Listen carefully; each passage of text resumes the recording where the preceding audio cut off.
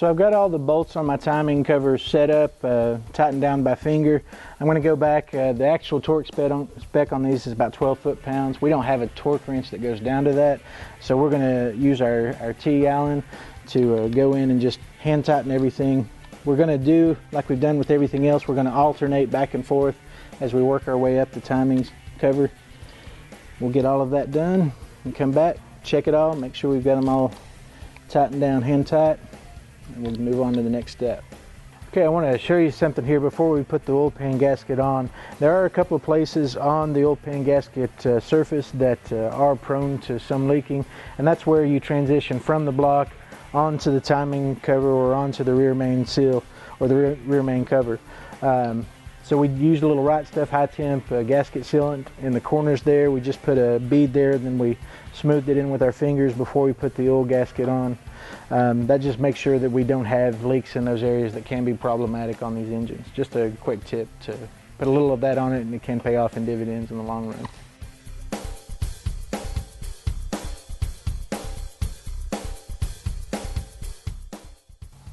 Okay, so we've got our gasket installed. Make sure that everything seals up properly around the timing cover and the rear end cap, because it should be good and snug on the gasket, especially these one pieces. Now we have our RPC extra capacity kick out oil pan. We're going to install. Make sure all your holes line up, and you can start finger tight installing all the bolts. Again, especially with the pan, because this is a thinner metal, it can warp very easily, and it'll end up leading to leaks. You're going to want to torque slowly and alternately around the oil pan to make sure everything lays down nice and flat. You don't want to start on one side and go to full torque and then work your way around, because you'll bend that lip around the oil pan as you go around.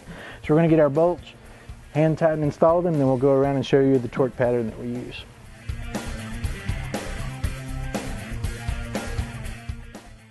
Okay, so we've got all of our ARP bolts installed.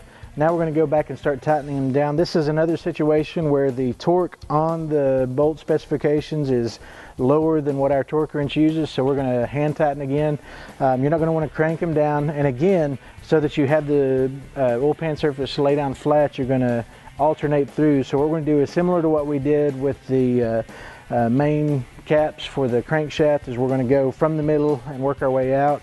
So I'm going to go through, and I'm not going to hand tighten all the way down the first time, just like I did before. I'm going to do it in stages. So I'm going to go around and tighten everything from the middle, from side to side, from the middle out. Just get it started, get it to where it snugs down, then I'll come back and I'll hand tighten it further down.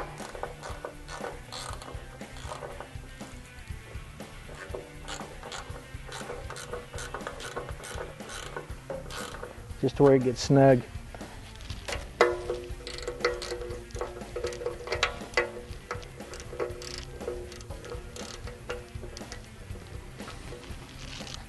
And then I'll work my way around, and then I'll come back and do it to the hand tightened.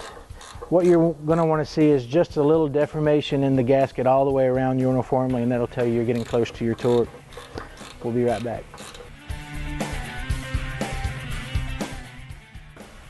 Okay, so now we've got our oil pan properly installed.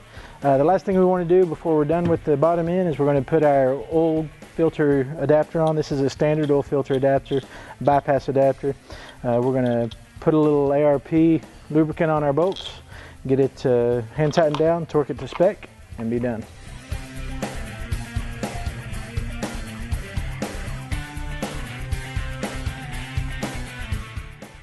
Okay, so we've got the bottom end of our engine buttoned up. In the next episode, we'll spin this engine over, start working on the heads and the valve train. As always, go to performancecorner.com to find your local Performance Corner store that can help you with a project like this or any project you have for your vehicle. We'll see you in the next episode.